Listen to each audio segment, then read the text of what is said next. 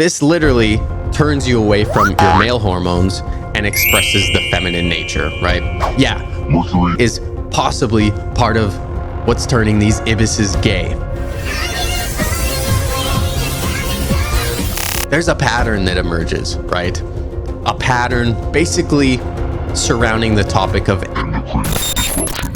There's something happening right now, just in society across the entire world, and I've seen it. And I think most men out there, they can feel it. They can feel this shift, but it's hard to explain. Like, it's hard to put your finger on. But society in general, like, energy is lower, drive is lower. And we know testosterone, of course, is plummeting across generations, right? And instead of people asking why, we're basically just told on our blood tests, like, this is normal, like having 300 testosterone is normal. But what if it's not normal, right? I think they've moved the goalposts down in terms of how they look at blood work and everything. So we need to ask some serious questions, right? What if modern life is quietly working against your biology, my biology too, right? Not through like one big obvious thing or exposure, right? But through hundreds of small and somewhat even invisible exposures, right? Every single day this is happening. This is like the death of 1,000 cuts phenomenon, and more aptly, like the death of masculinity, right? Now listen, this video, I'm not trying to fearmonger you. I don't want you to be fearful, right? But I want this to be clear, because this is truly about awareness, right? As men, we have to be aware. And I'm not even going to dive super deep into the science on this one. So, you know, you can save your brain for that, right? But I think we need to connect some freaking dots out there. And I'll talk about a few studies you can just Google up. Because when you start looking at the data and some of these stories, these big like hit pieces that come out, there's a pattern that emerges, right? A pattern basically surrounding the topic of endocrine disruption. And endocrine disruption is just a fancy way of saying chemicals that mess with your hormones, and even animals. We'll go into it. But more specifically, keep this in your mind. Chemicals can lower our male hormones, like feminize men, right? The chemicals can also increase estrogenic activity, further feminizing men, right? And if you're a man, this type of stuff matters a lot because it affects you more than women out there. So let's walk through just a few of the big ones I have listed for this video and have studies for that you can just Google up, right? So after that, I'm going to zoom out a little bit bigger to a bigger picture and a bigger point I want to make with this. But let's start with something pretty wild, right? So everyone knows mercury pollution. There's studies on birds, specifically ibises. And in this study, they correlated increased mercury exposure linked to their sexual behavior. So we're talking about male birds pairing up with other males at significantly higher rates in this study, depending on the exposure to mercury. So yeah, mercury is possibly part of what's turning these ibises gay. And before people freak out, you know, we're not saying that mercury causes anything like that in humans, right? One study out there that I looked at actually tried this experiment in rats to see if it has some type of like crossover in mammals, but the study that was published didn't show the same issue. So, you know, whatever. We don't know about human sexuality in mercury. So, you know, it'll have to be done maybe if it's ethical, but you know, that's not even the point. So the point is this: in biological sciences, there was a heavy metal and it changed hormonal and behavioral expression in this specific animal, the ibis, right? And that should at least make you pause and think, because mercury, of course, doesn't just live in the ocean. You know, it's contaminated in specific bodies of water. It builds up in, larger fish and predators, and of course can accumulate in your body because, we eat like a predator too, basically, right? So let's talk about something even more common on my list here. So sunscreen, specifically a compound that's found in them pretty commonly called oxybenzone, or sometimes it's labeled with its chemical name as benzophenone 3.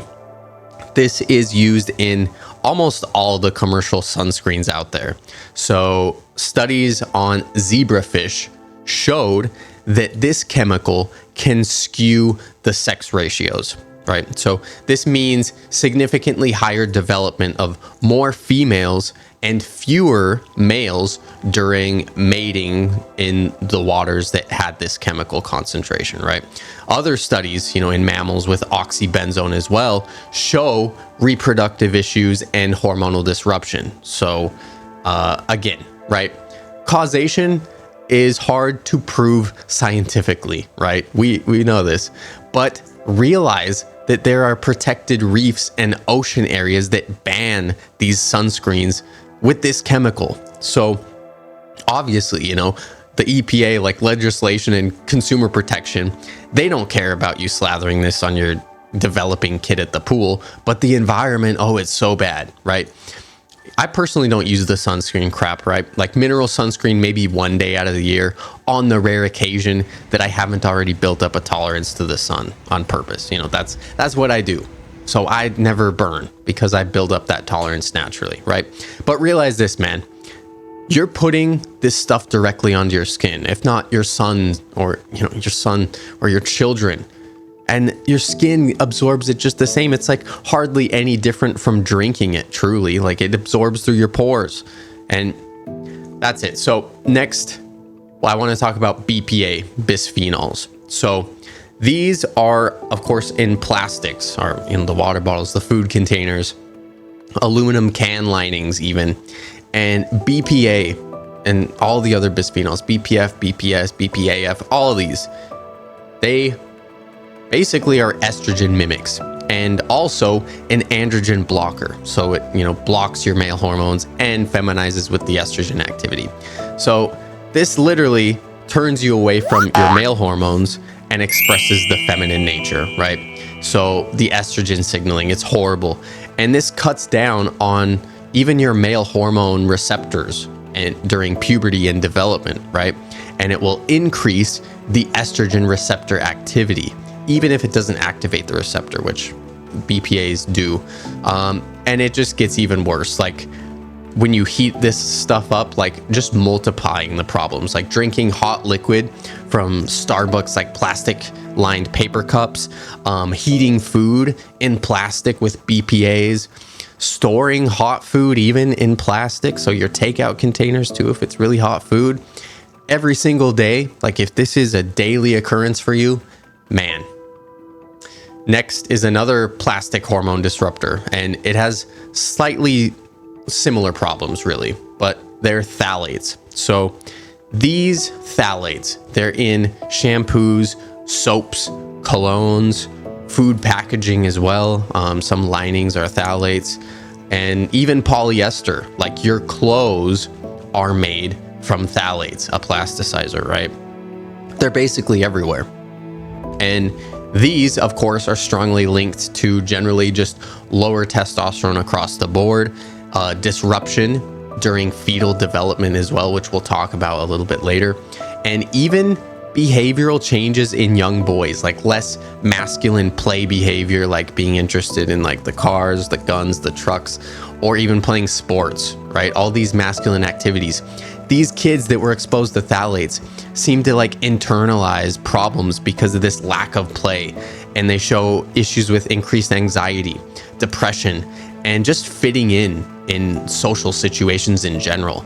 So even going on even earlier, like in the womb, which we'll talk about a little bit later, there's also studies showing that higher prenatal exposure is what it's called. And it's associated with all these feminizing and behavioral effects even earlier through the child's development. Like imagine having a toddler that doesn't like laugh, giggle, or play.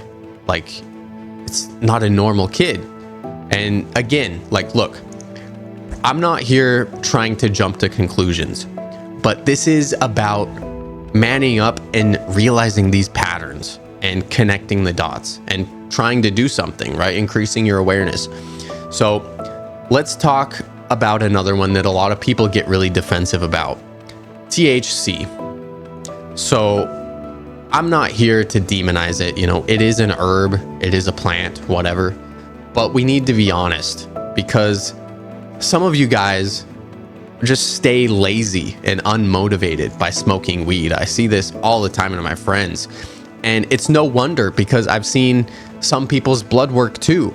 And they have that whole like hormonal archetype, the low testosterone, the fertility issues, and even guys with like sky high estrogen and prolactin, which causes gynecomastia. Yeah, that's like the male breast tissue development, the classic case of man boobs, right? Like nothing more masculine than a squishy rack. Am I right? So look, man, if you're someone out there who is trying to maximize your masculinity or just stay normal, for God's sake, optimize your hormones, like, you know, have kids one day, all of these things. This is normal life. You should at least question your usage and stop doing dope, like this weed shit. So that's it. Last one today I want to talk about really quickly. This is one that's super interesting, and I don't think a lot of people talk about it because it's not like a chemical per se, but mold. So certain molds produce mycotoxins, specifically zearly known is the one we'll be talking about. And this one has been shown to affect, you know, systems like sexual systems and behavior as well. So there's animal studies where exposure to this altered the sexual behavior in rabbits. And here's the scary part. Mold exposure in some cases can be invisible, right? It's in like water damaged homes, it's in air systems, you know, places you spend hours every day, like days of the week, really. And even in our food, sometimes mold can be an issue. But let's take this even deeper, just conceptually, because this is where it gets more serious, in my opinion. So let's say that you don't even care about your health at this point. Realize that these problems, it's not just about you, right? This is about your kids and even your future kids, of course, depending, right? So there's a concept we touched a little bit about. It's called teratogenic exposure, teratogens. So this is exposure to substances and chemicals during pregnancy that basically affects how the fetus develops.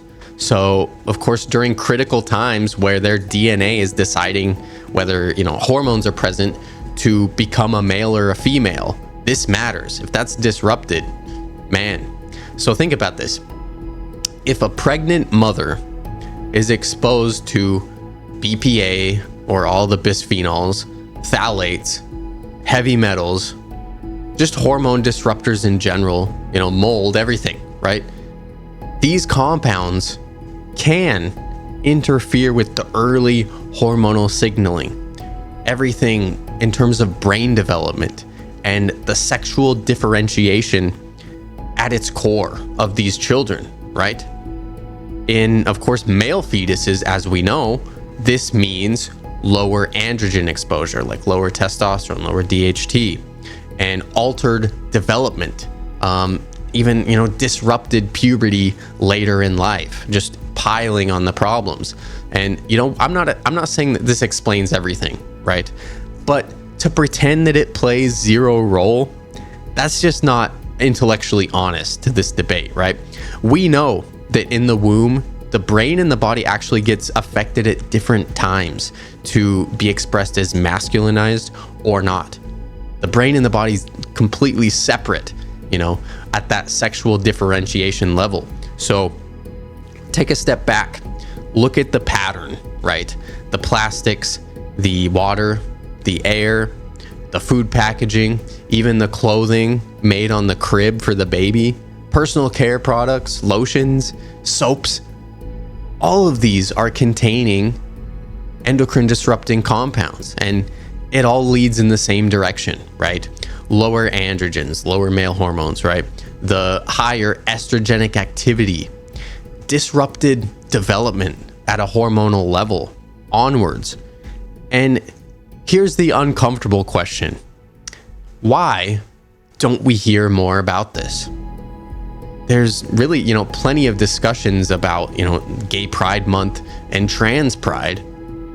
But why aren't there like massive long-term human studies on these chemicals and how they affect our development and expression? If not just to figure out why this is happening, right?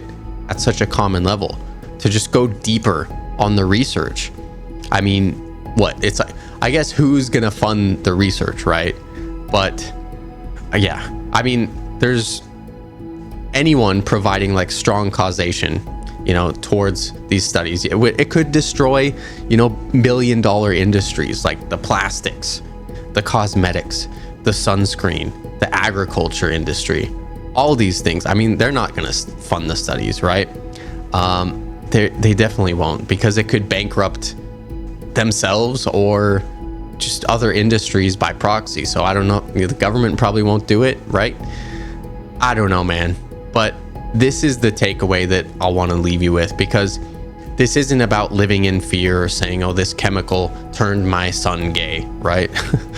This is about finding what you can control, because I don't think that you need to necessarily live in a bubble, but you should be intentional and you should have that masculine awareness of what's going on. So drink from a glass when you can, right? Don't ever microwave plastic, and be mindful of what you put on your skin and what, your girlfriend puts on her skin, your wife, the mother of your kids. Question the things you're consuming daily. Clean your environment. Keep everything tidy, and realize this isn't even just about like today in our modern life, right? This is onwards, your hormones, your fertility, your future children and their hormones and fertility too.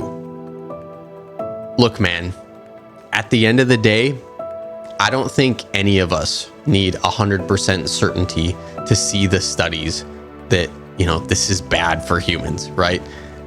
Because it's not going to happen. But I think everyone can make better decisions. You just need enough evidence, right, to stop being careless about these different things and take the precautions. Because modern life, yeah, it's very convenient, but realize it's not natural. And I don't know if these chemicals are like purposefully put out there for this reason to, attack masculinity. But the enlightened few of us like you who've stayed through this video, we're 10 to 15 years ahead of the general public, at least. And the men who have that awareness will win in this environment. And the ones who pay attention, you've got it. So thanks for sticking around at least and hearing me talk about this. Be sure to like, comment, subscribe, and let me know if you have any questions out there. Like, did you know that thing about sunscreen? Like, do you use sunscreen often? Does your wife slather sunscreen on the kids all the time? Do you know that there's plastic lining and even aluminum cans? All these things, man, we gotta just willfully be aware of it at the end of the day, because there's so many things attacking us from all these different areas in life. And yeah, I don't know what the intention is. I don't know if it's just people not even knowing that these chemicals have the effect or what. I have no idea. But there's been a big shift in society just over the past 80 years or so. And I don't have to be 80 years old to realize it. I can just tell from the older dudes I hang out with, like, Coach Mike, telling me about all these things. And, the way of life is just completely different. So at the end of the day, man, you got to be aware and keep your ear to the ground and, I don't want to take it to the Alex Jones level of, you know, turning all the frogs gay or something, but he's kind of right. So I'll leave it at that. Thank you guys again for the support, and I'll see you in the next video. Peace.